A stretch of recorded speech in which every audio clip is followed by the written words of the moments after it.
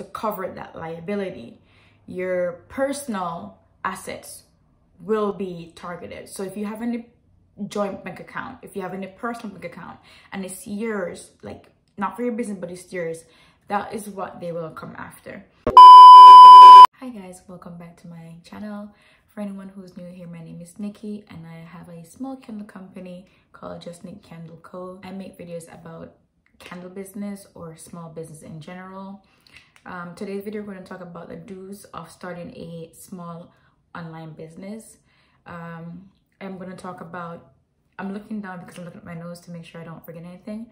We're going to talk about the brand name and legal aspect of it, setting a budget, expense for your businesses, keeping track of those expense and your sales to evaluate loss or profit, researching vendors, know your target customer, get testing done for any products if it's testable, i.e. candles, get a license and legalize your business with your state, tax insurance, and the last business insurance, and the last thing, taxes. So let's jump right on in. The first thing we're going to talk about, as I said, is the brand name and legal aspect. So when you're choosing a brand name for your business, try to make it something simple but relatable. So if your business is related to candle, let's not use candle. Let's say it's a beauty cosmetic line or skincare. Let's use beauty or cosmetics. Say you'd have like Natasha's Cosmetics or Laura's Cosmetics or Natasha's Beauty Shop. Things like that, to make sure when customers hear of your brand, they know before they even get onto your business what your business is about. So make your brand name relatable to the products that you will be selling. The legal aspect of it, it's more like securing your domain for your online business. So say you plan, today is actually January 2nd. Say you plan on starting your business March 2nd, but you come up with your name for your business this day, January 2nd. Don't wait to go secure your domain for your business on March 2nd, because even though you might come up with a very nice, interesting name for your business, someone else might have a similar name, and then they might go ahead and secure a domain in which you wanted to use. So you had a domain in your mind. You were like Laura's Cosmetic Beauty Shop.com or .net or something of that sort. But when you go secure your domain, either with Shopify or Wix or one of those e-commerce platforms, you find that it's already taken by somebody else. So if you know for a fact that you plan on going into a business online, secure your domain as quickly as possible. As soon as you pick the name you want to go with for your business and you're comfortable with it, go ahead and secure your domain name so that when you are ready to open your e-commerce shop online, you have your domain ready for you and you don't have to think about changing your name to fit your domain and vice versa. The second important point is setting a budget for your business. So in order for you to know if you're making a profit for your business, you need to know how much you're spending on said business. That way, when you make your sales, you can see what your profit margin is. The last thing you want to do is what I did, unfortunately, in the beginning, was just spend money and buying all the supplies you need to start up your business. You want to make sure you're going in, you research your products. You know that the materials to make your products, you research the materials to make your products. You want to make sure you set a budget. So you decide, I'm going to start my business with $800. You try to find your materials that would fit within that $800 budget. You don't want to go and spend $1,000, $1,200, because then based on the cost of your materials will determine the cost of your product. So if you're thinking of keeping your products on a low end spectrum, you don't want to go and buy high end materials and overspend on things that you can't make up when you make your sales. So say you spend $300 to buy all the materials you would need to make your products plus ship. You want to make sure if you buy enough material for 12 products, when you sell those 12 products, you are exceeding that $300 so that you can put back $300 back into repurchasing your restock materials and still have a profit at the end of the day. In order for you to do that, you have to keep a track of your expenses. I personally use a Excel sheet that I made based off my previous job. I basically copied and paste what my bosses made for their business. But there are some people who would use small business accounting software like Honeybook, I think one of them is called. For me, I am trying to keep things as minimal as possible with my spending. So I find the Excel sheet is very easy to make and it works easy for me. It literally just tracks all my sales, all my vendors, the cost of all my products. Other sheet tracks my sales, and at the end of the month it will tell me what my profit or loss for that month is. The next thing is researching your vendors. Researching your vendors is very important. Most importantly, for the cost of shipping. While you might find some vendors that sells your materials at a very reasonable cost, depend on where you're located from that vendor, the shipping might end up being the exact cost of what your materials will charge. So, example, when I buy things from Candle Science has 2 locations. There's one in North Carolina and there's one in Nevada. When I buy materials, when the materials ship for me from North Carolina, I pay a small amount in shipping. When the materials that I need from North Carolina is not there, they will ask me if I want to get materials from Nevada.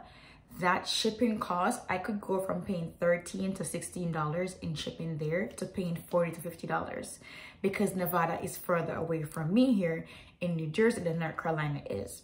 So you have to research your vendors to make sure, one, you have vendors who are selling reasonable cost materials, but within close distance of you. If you can even drive to pick up your materials, that's even better because you save money right there on shipping.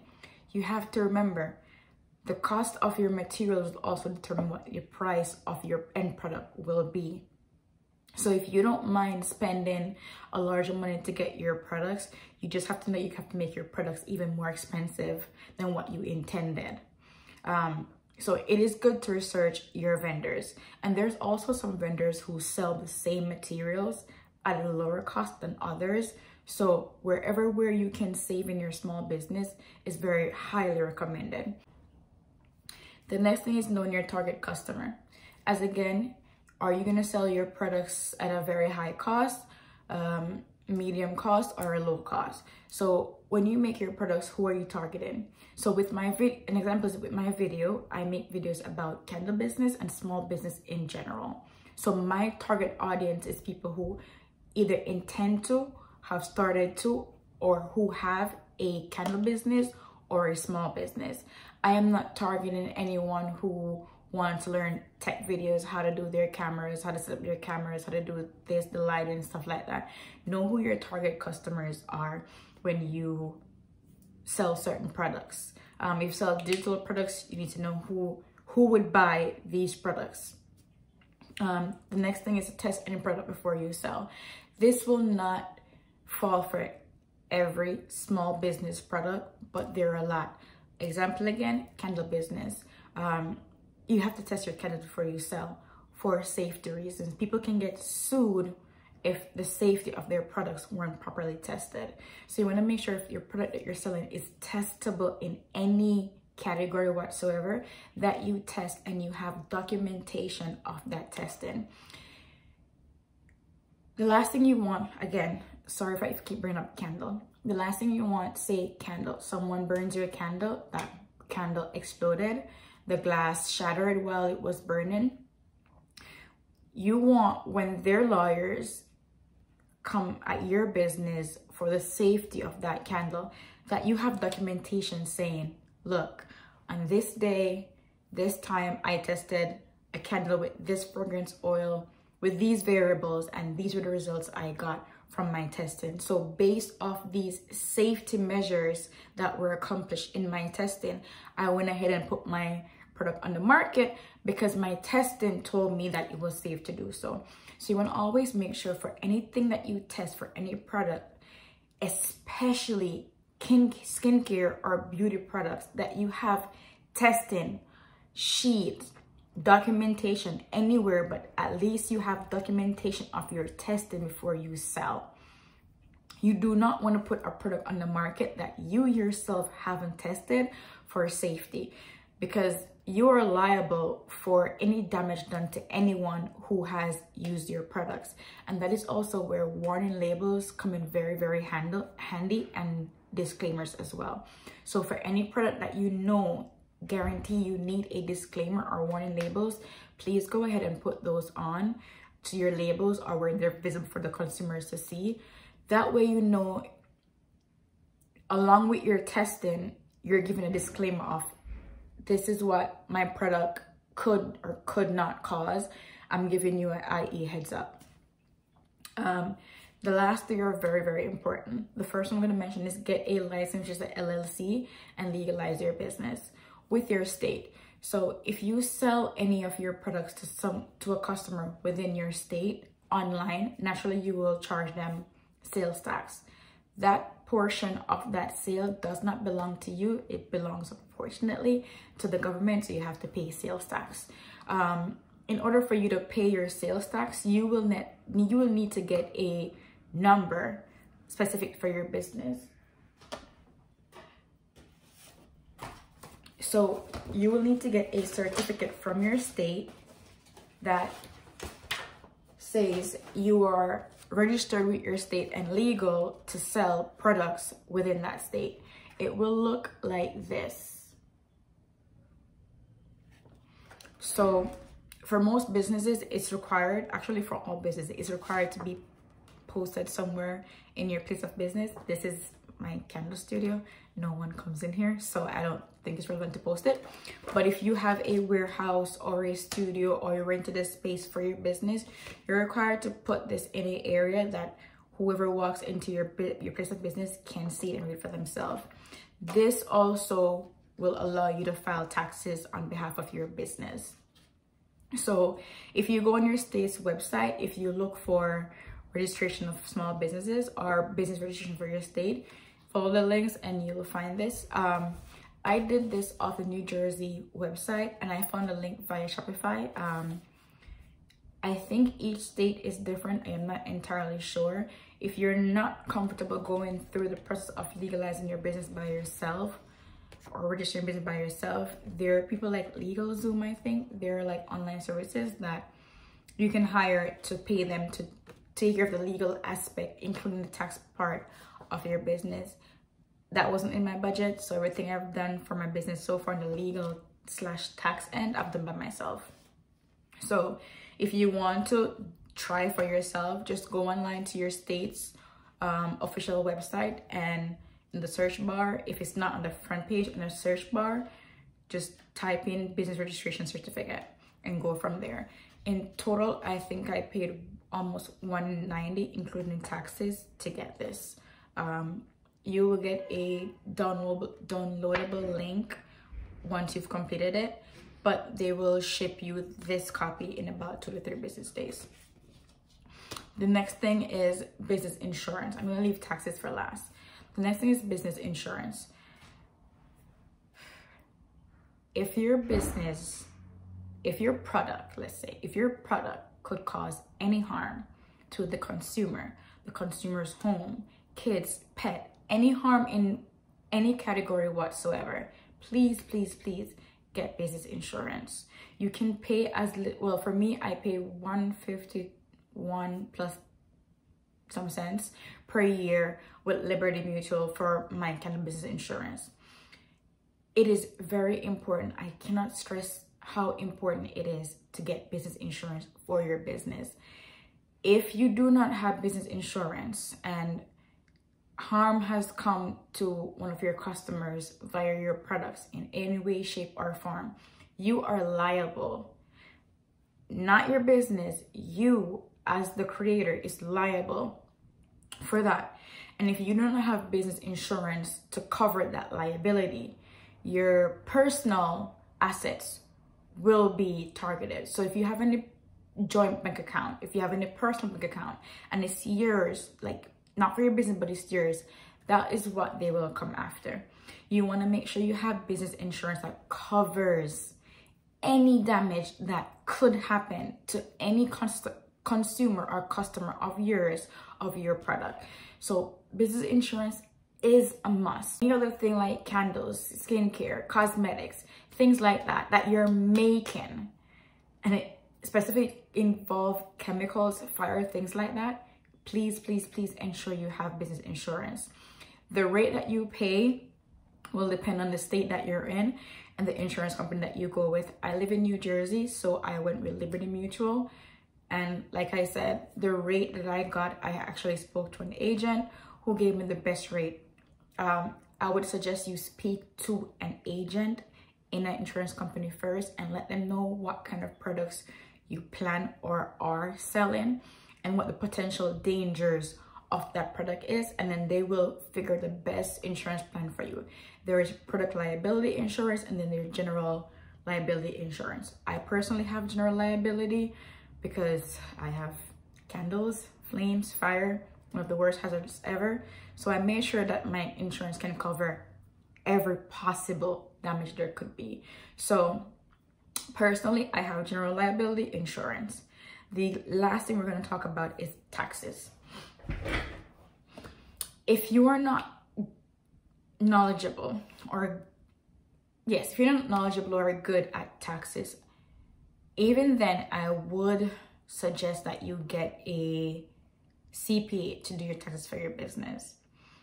If that's not in your budget, there are videos you can watch online. There are tutorials that would guide you about how to file your taxes for your business. And I'm going to give you a little insight about me filing my own taxes for my small business and why I don't have a CPA, even though I said it's best to get a CPA. I have an aunt who does accounting. So I have an aunt and I have a friend that does accounting. So whatever tax advice I need, I get from them. Fortunately for me, they don't charge me for the information or the help. So luckily, I do have the help from someone who knows what they're doing. If you are a single entity LLC, meaning you have a LLC registered with the state and you're the only person who works in your business, you file your personal taxes and your business taxes together. So on your W-2, when you're filing, there is a form called a Schedule C form when you're filing your taxes. The Schedule C is for small business owners that has a single entity employee, meaning the owner is the only employee. That is where you file your taxes.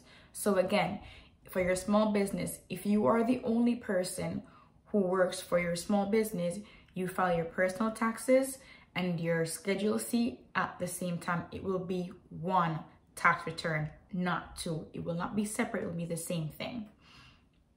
Now, for tax write-offs, I'm going to give you examples of what tax write-offs could be using my small business. So my apartment has 4 rooms. One is conjoined. I use one of those conjoined room for which is this room, for my candle studio. If the square root of my apartment is 1,000 square root, a quarter of that is used for my business. So I can write off a quarter of my rent as a business write-off, as a tax write-off / business write-off. The next could be my laptop or an iPad or whatever digital device you use for your business for online. So say I got my iPad specifically for my business. The cost of that iPad could be a write-off for your business. You have home internet. You use 30%, and this is why I said it's good to get a CPA so they can determine what percentage of commonly used items in your business / home is for business. So say I have my home internet and 30% of that home internet is used for my business. 30% of that bill that I've paid for the last tax year can be written off as a tax write-off. Your phone bill, things like that. So whatever you're using in your home or your business that was made specifically or bought specifically for your business can be a tax write-off. Say you do home deliveries and you got a car, the mileage you use, and it's good to record the mileage you drive for the past year to deliver from your place of business to a customer's home that total write-off of mileage can be a tax write-off. So again, it is really good to get a CPA who can end up giving you the best buck for your tax return, because they know exactly what and how to write things off. So there are, luckily for small businesses, several tax write-offs for any small business. So it's good to, one, do your research on tax write-offs, and two, most importantly, get help from a CPA. If you wish to get help for the first year, have that CPA tell you what tax write-off were and how they come about. And maybe for the next business tax year, you can try it on your own. For me personally, I pay my taxes quarterly instead of yearly. I feel like I'd rather get it out of the way now than have a lump sum at the end of the tax year to send to the government. So it is up to you if you decide to pay your business taxes quarterly or yearly. Personally, I do quarterly, so at the end of the year, it's not much of a hassle for me to do. That is it for this video, guys. If you have any question regarding anything I listed previously, you can ask in the comment section down below. That is it for this video. And again, guys, thank you so much for being here. Thank you for subscribing. If you're new here and you like my content, I ask that you subscribe or like or both. Thank you again for being. I really, truly, you don't know how much appreciate if it's even 2 views. So guys, thank you again, and like always, stay safe. Bye.